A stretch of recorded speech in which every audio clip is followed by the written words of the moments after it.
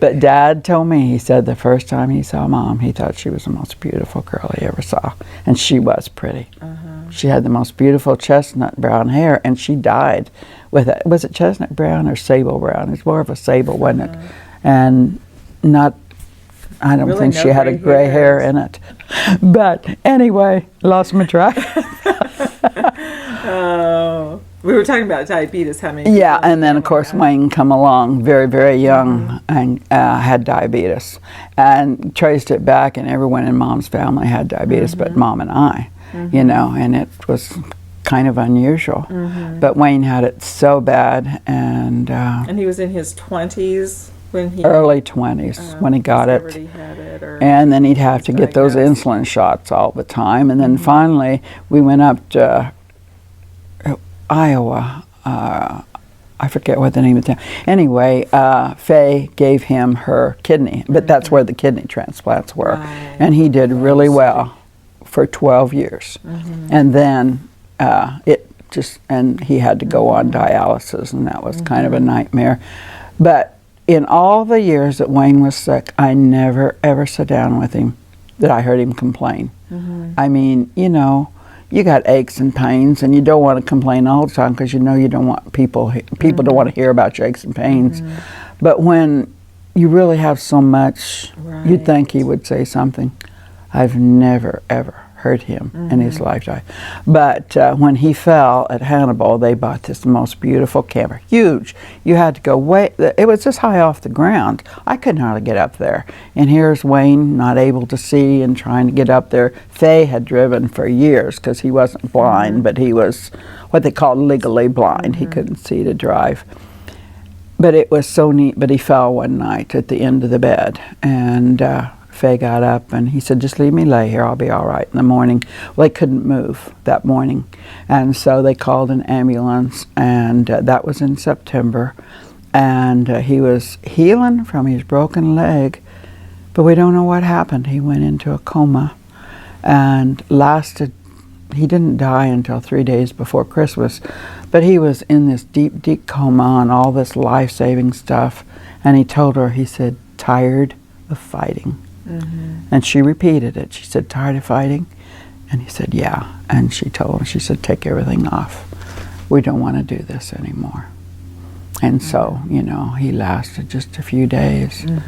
But that was hard. Yeah. But it was easier to see him go. He had a tough life, but I told Wayne one time, I said, you know, if you totally lose your eyesight, you're one of the luckiest men in the world, because I don't know anybody that's got a sweeter wife. Faye took such good care of Wayne. I mean, you know, and after Wayne died, Faye cried for a year. I mean, one day before Christmas, she, and that had been a year later, she went into the closet and grabbed his clothes and started crying, and then she said she started screaming.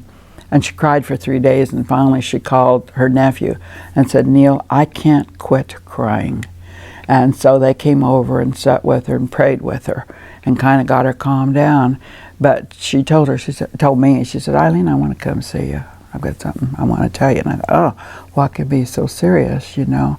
And her daughter prayed for her. She said, I just hope Mom can find something that can help her get through this. And she went on to Florida, but she called and said she had met someone, that they were really, really serious about each other.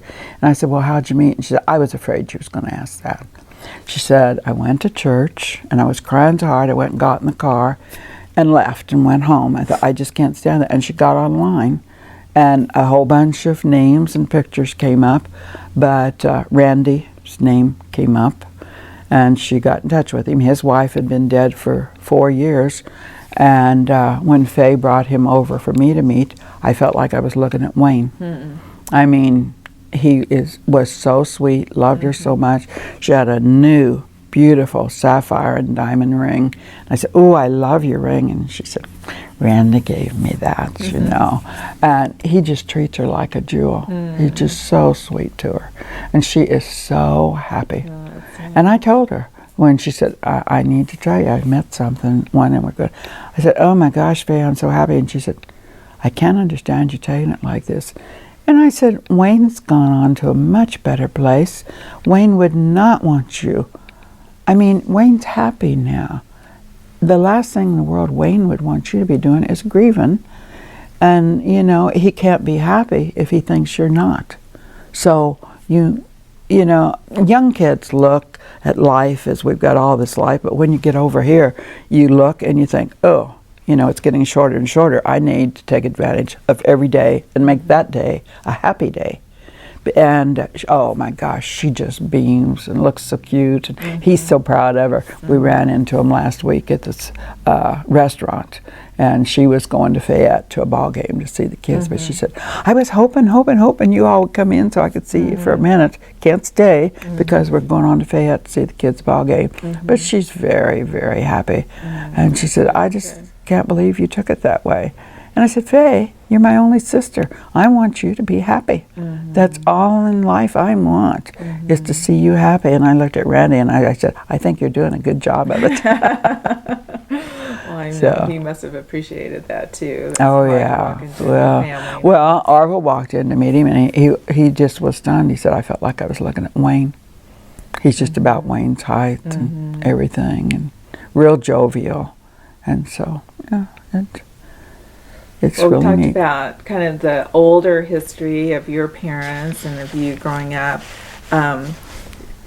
It might be nice to talk a little bit about your kids and us growing up and what things were like when you and Dad got married. You were both very young and didn't have Had much no money. No, not much. No money. And so what did you guys do for money? Or what Well, did you do when you Orville first was got working married? at Jackson's as parts man when we got married. Jackson and, Motors. Yeah, and I think he was getting $30 a week. And I was expecting a baby. And Orville went in and said, I need a raise. We're going to have a baby and I need more money. So they raised it to $40 a week. And Myron says, well, you know, we might have to drop it back down again.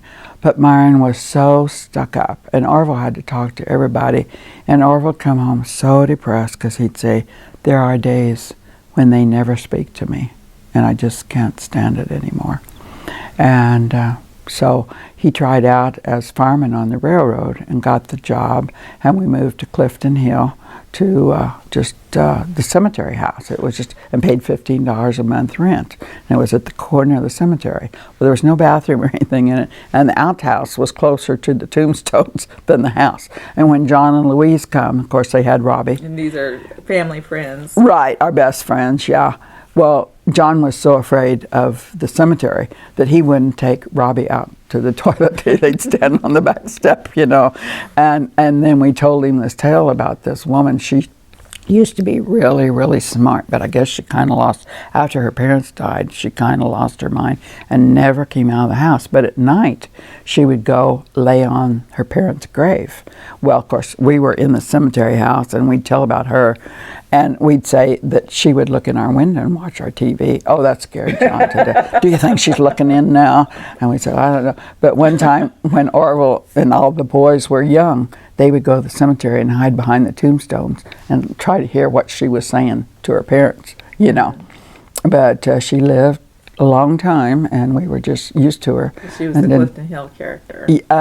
kind of a character, but nobody knew her. And I guess at one time she was a teacher and very, very smart, but she just kind of lost her mind and never got out. So she was kind of the vampire of the town or something, I guess.